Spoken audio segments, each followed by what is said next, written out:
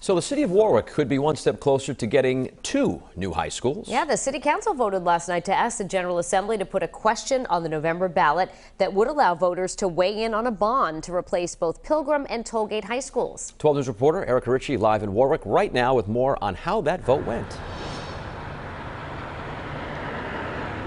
Well, it was a 7-1 vote, guys, at the City Council in Warwick last night. So now the measure heads to the General Assembly.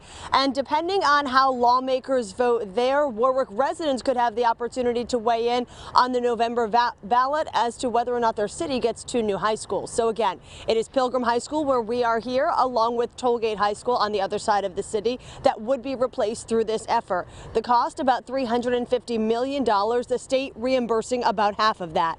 The catch is, though, that the city needs to act now and agree to put up the rest. That, of course, introduces the age-old concern of tax increases, which, by the way, many residents at last night's meeting testified they're not necessarily opposed to. They're just not yet convinced it's necessary spending right now. From the public convinced me and changed my mind, and I will change my mind. But you're our leaders, and you're going to give us that information. There is not enough information to have discussion at my table, at my house. I think this vote is premature to put it on the ballot for November. And Tollgate and Pilgrim here, both more than 50 years old. School officials saying last night they are beyond their usefulness, but they say repair is not the better option. That's why they're pushing to replace. We'll talk more about why they say that coming up next half hour. For now, live in Warwick, Erica Ritchie, 12 News.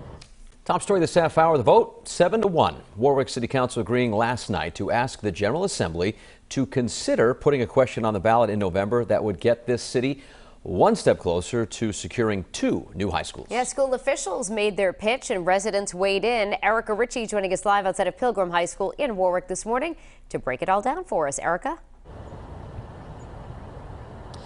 Well, Danielle, Pilgrim here, one of the 2 high schools in this city that are scheduled to be bulldozed and rebuilt if voters go ahead and approve that bond measure, that question that could be on the ballot if the General Assembly decides to put it there. Both buildings over 50 years old, and in addition to the fact that they are older, school officials say they don't support the way teachers teach now in the 21st century. We have traditional classrooms. We don't have the flexible learning spaces, the collaborative learning spaces. We need those spaces where they can move away from the classroom, work together. We also have technology issues. And the superintendent going on to say that neither Pilgrim nor Tollgate have the electrical upgrades to be able to support the types of technology that are required for the 21st century learning, and that the 50-plus-year-old buildings aren't even able to support an upgrade of that magnitude. So the solution, they say, is to start over with state-of-the-art facilities to the tune of about $350 million, about half of which the State Department of Education would reimburse. But in order to take advantage of that offer, the city would need to act now. If we kill this now, we won't be able to do this for another 5, 7, 10 years. We could be looking at double the cost. And we will never get reimbursement like this again from RIDE, where we are essentially going to build 2 schools and get 1 for 0.